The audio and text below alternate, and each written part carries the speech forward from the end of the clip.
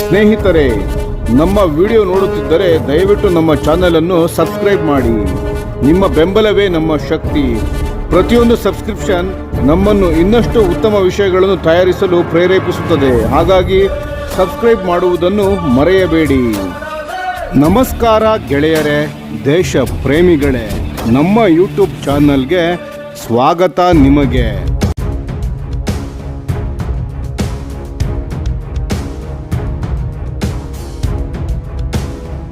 ಭಾರತದ ರಫೇಲ್ ರಹಸ್ಯಗಳನ್ನು ಪಾಕಿಸ್ತಾನವು ಭೇದಿಸುತ್ತಿದೆಯೇ? ನಮಸ್ಕಾರ ಸ್ನೇಹಿತರೆ, ಇವತ್ತಿನ ವಿಡಿಯೋದಲ್ಲಿ ನಾವು ಭಾರತದ ರಕ್ಷಣಾ ವಲಯಕ್ಕೆ ಸಂಬಂಧಿಸಿದ ಒಂದು ಅತ್ಯಂತ ಗಂಭೀರವಾದ ವಿಷಯದ ಬಗ್ಗೆ ಚರ್ಚೆ ಮಾಡಲಿದ್ದೇವೆ. ಭಾರತೀಯ ವಾಯುಪಡೆಯ ಬತ್ತಳಿಕೆಯಲ್ಲಿರುವ ಅತ್ಯಂತ ಶಕ್ತಿಶಾಲಿ ಅಸ್ತ್ರ ಅಂದರೆ ಅದು ರಫೇಲ್ ಯುದ್ಧ ವಿಮಾನಗಳು. ಆದರೆ ಕಳೆದ 5 ವರ್ಷಗಳಿಂದ ಪಾಕಿಸ್ತಾನದ ವಾಯುಪಡೆ ಬಹಳ ಸದ್ದಿಲ್ಲದೆ ಈ ರಫೇಲ್ ವಿಮಾನಗಳ ಬಗ್ಗೆ ಒಂದು ದೊಡ್ಡ ಮಟ್ಟದ ಅನುಭವವನ್ನು ಪಡೆದುಕೊಳ್ಳುತ್ತಿದೆ. ಇದು ಭವಿಷ್ಯದಲ್ಲಿ ಭಾರತಕ್ಕೆ ಒಂದು ಹೊಸ ಸವಾಲಾಗಿ ಪರಿಣಮಿಸಬಹುದು. ಅದು ಹೇಗೆ? ಈ ವಿಡಿಯೋದಲ್ಲಿ ಸಂಪೂರ್ಣವಾಗಿ ತಿಳಿಯೋಣ ಬನ್ನಿ. ಪಾಕಿಸ್ತಾನಕ್ಕೆ ಸಿಗುತ್ತಿರುವ ನಿರಂತರ ಅವಕಾಶಗಳು. ಯುದ್ಧದ ಮೈದಾನದಲ್ಲಿ ಶತ್ರುವಿನ ಶಸ್ತ್ರಾಸ್ತ್ರಗಳ ಬಗ್ಗೆ ಮೊದಲೇ ತಿಳಿದಿರುವುದು ಅರ್ಧ ಗೆಲುವಿಗೆ ಸಮಾನ. ಕಳೆದ 5 ವರ್ಷಗಳಿಂದ ಪಾಕಿಸ್ತಾನದ ವಾಯುಪಡೆ ಜಗತ್ತಿನ ವಿವಿಧ ದೇಶಗಳಲ್ಲಿ ನಡೆಯುವ ಬಹುರಾಷ್ಟ್ರೀಯ ವಾಯು ಸಮರಾಭ್ಯಾಸಗಳಲ್ಲಿ ಮಲ್ಟಿ ನ್ಯಾಷನಲ್ ಎಕ್ಸೈಸ್ಗಳಲ್ಲಿ ಭಾಗವಹಿಸುತ್ತಿದೆ. ಇಲ್ಲಿ ಅವರು ಪದೇ ಪದೇ ರಫೇಲ್ ವಿಮಾನಗಳ ಎದುರು ಹಾರಾಟವನ್ನು ನಡೆಸುತ್ತಿದ್ದಾರೆ.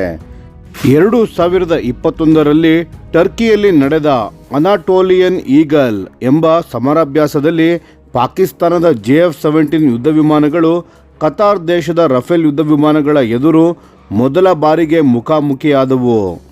2023ರಲ್ಲಿ UAEನಲ್ಲಿ ನಡೆದ ಬ್ರೈಟ್ ಸ್ಟಾರ್ ಅಭ್ಯಾಸದಲ್ಲಿ ಈಜಿಪ್ಟ್ ಮತ್ತು ಕತಾರ್ ದೇಶದ ರಫೇಲ್ ವಿಮಾನಗಳ ಹಾರಾಟದ ವೈಖರಿಯನ್ನು ಪಾಕಿಸ್ತಾನದ ಪೈಲಟ್ಗಳು ಹತ್ತಿರದಿಂದ ಗಮನಿಸಿದರು.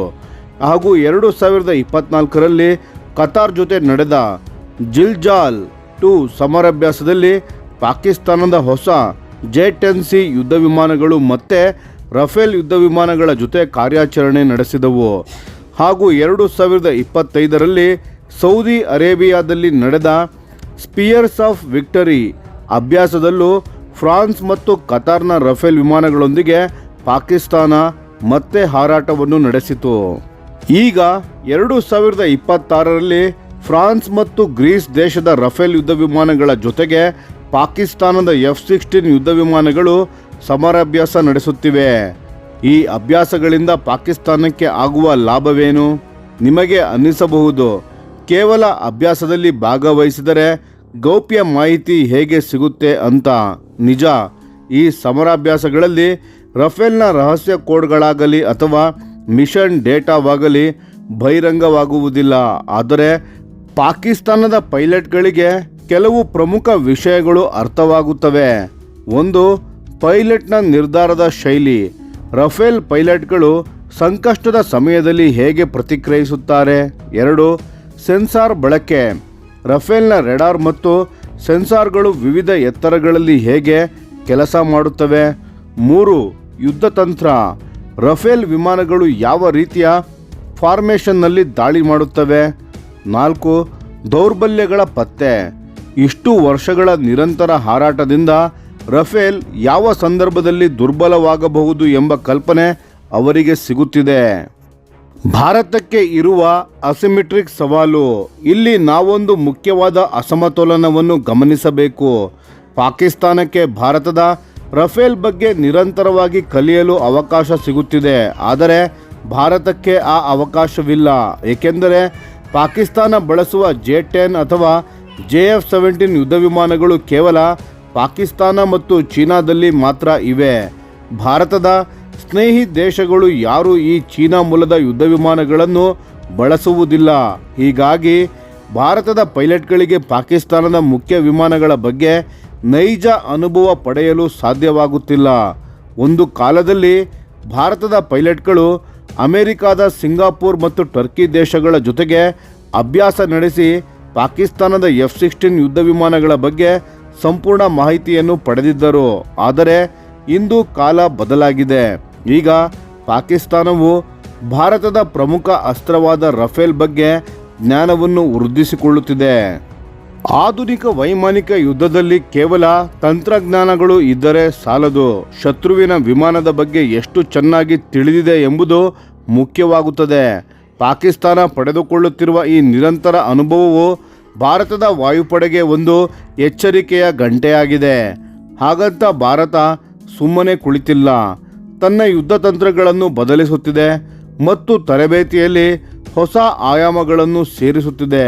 ಆದರೆ ಈ ಬದಲಾಗುತ್ತಿರುವ ಸಮತೋಲನವನ್ನು ನಾವು ಗಮನಿಸಲೇಬೇಕು. ನಿಮಗೆ ಏನೆನಿಸುತ್ತದೆ ಸ್ನೇಹಿತರೆ? ಪಾಕಿಸ್ತಾನದ ಈ ಅನುಭವವು ಮುಂದಿನ ದಿನಗಳಲ್ಲಿ ಭಾರತಕ್ಕೆ ಅಪಾಯ ತರಬಲ್ಲದೆ?